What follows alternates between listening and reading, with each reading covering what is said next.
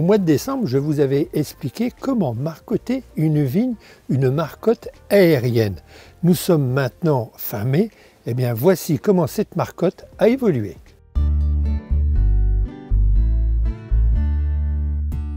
L'intérêt du marcottage aérien d'une vigne, c'est d'utiliser un rameau qu'on ne peut pas plaquer au sol, puisqu'on peut être confronté à une terrasse ou à un endroit où il est vraiment impossible de pouvoir enraciner cette branche. J'ai marcoté un rameau dans une jardinière avec un bon terreau que j'ai plaqué avec des petites griffes. Et pour bien vérifier si cette marcotte était suffisamment humidifiée, j'ai planté un fraisier.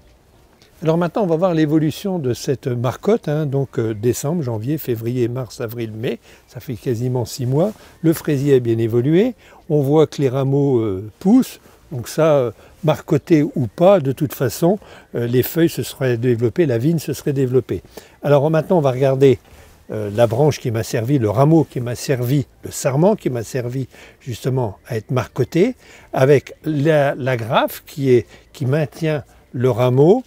La pierre, souvenez-vous, cette pierre était là justement pour empêcher la marcotte de remonter naturellement, ça peut arriver.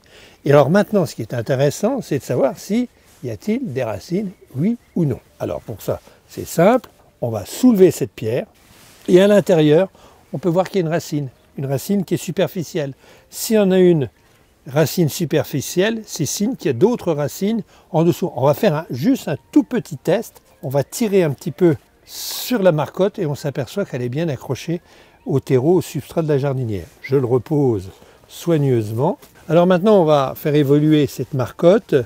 Il y a une tige qui est bien repartie, un rameau qui est bien reparti de l'année.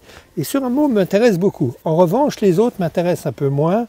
Je vais les supprimer. Donc je vais couper les branches qui sont à l'intérieur. Hop! Alors maintenant, je vais le tutorer. Donc je vais utiliser un bambou, tuteur, et je vais le ficeler pour bien le redresser. Alors là, c'est assez important parce que ça va me permettre justement de gagner un petit peu de temps l'année prochaine, au moment où je vais le transplanter, d'avoir déjà un brin déjà assez important. Et à partir du mois d'octobre-novembre, je vais pouvoir couper la marcotte au ras de la jardinière, transplanter, j'espère avoir une belle motte, la planter définitivement le long d'un mur pour réaliser une nouvelle treille.